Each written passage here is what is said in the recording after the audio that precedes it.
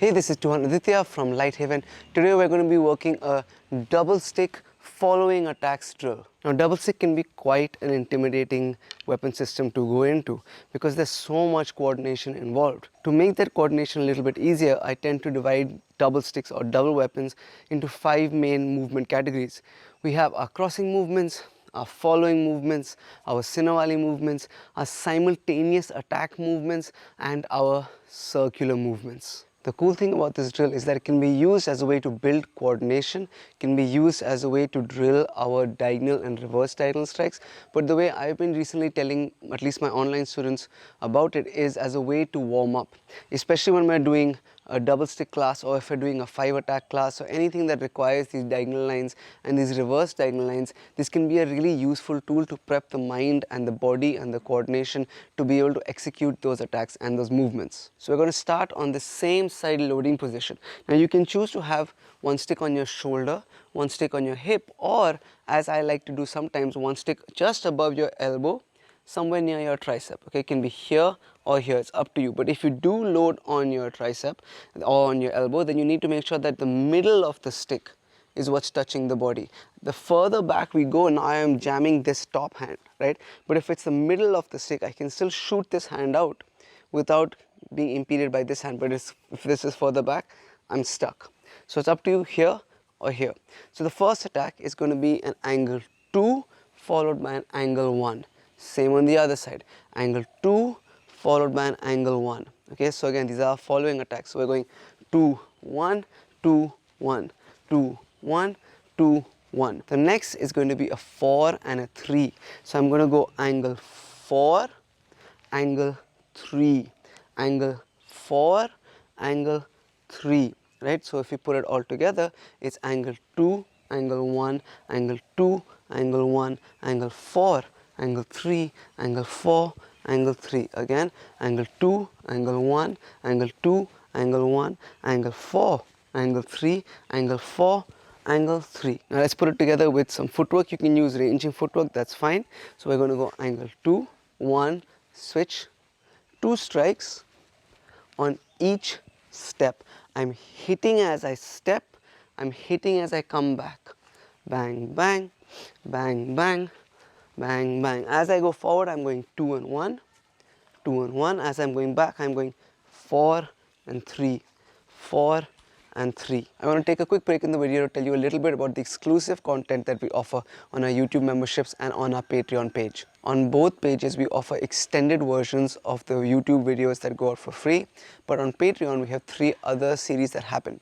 One is called Drill of the Week, where I look at double stick, single stick, double knife, single knife, stick and knife, empty hands. And I give you a series of drills that you can spend the entire week practicing. The next is something called a 2 horns training thoughts, where I give you my thoughts on training, competing, fighting, just my approaches to the martial arts. And the last is the series called Ancient Arts, Modern Warriors, which is an opportunity for you and me to geek out or nerd out on the martial arts together. It's just a longer video where we talk about the relevance of the martial arts, how they're connected to each other, how they evolved. Again, just a way for us to geek out on the martial arts together. So if you'd like more information, please do check out the links in the description down below. Now back to the video. Now some things to watch out for. The first is loading positions. If my hands are too far back or too far forward, they're going to get stuck against each other. Middle of my weapon needs to be meeting my body, right? Not too far back, not too far forward. The next thing is making sure my edge is aligned, especially on this 4 and this 3. This 3 can tend to be a little bit almost like a tennis forehand, where look where my edge is facing, it's not aligned, it's facing down.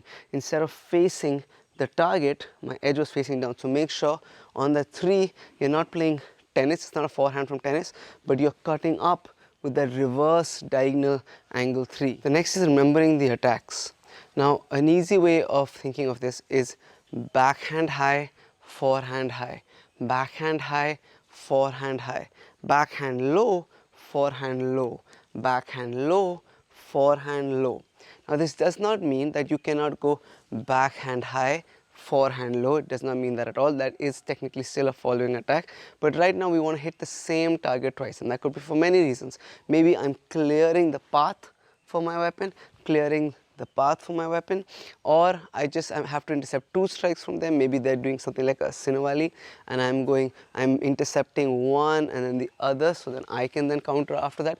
It could be many reasons, but we're trying to get 2 attacks from the same basic quadrant. So the one quadrant is here, one quadrant is here, one quadrant is here, one quadrant is there. The last thing is to keep all your strikes as fluid strikes. That means with follow through.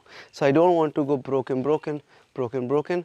It's not going to give me the same amount of bang for my buck in terms of coordination or working that full range of motion. It's just not going to be the same if I go broken. So make sure that you have full fluid attacks where you have follow through for everything, where you're cutting from 7 o'clock to 1 o'clock, 7 o'clock to 1 o'clock, 1 to 7, 1 to 7, 11 to 5, 11 to 5. Now if 12 o'clock is in front of my head, 6 o'clock is in front of my groin, that 1 to 7 means I'm cutting all the way from top all the way to bottom, right? So we want that full range of motion. So make sure that you have nice big follow throughs. Thank you guys so much for watching. If you liked what you saw, if you learned from what you saw, please do like and share this video. If you have anything to add, any comments or any questions, leave that in the comments down below. Please do subscribe to the channel. All of these things really do help out our school and the channel a lot. A huge thank you to everybody on our YouTube memberships and everybody on our Patreon page. Thank you guys so much for your support. If you would like to know more about the exclusive content that we offer on either of the pages, check out the links in the description and the comments down below. Lastly, thank you guys for watching and see you in the next video.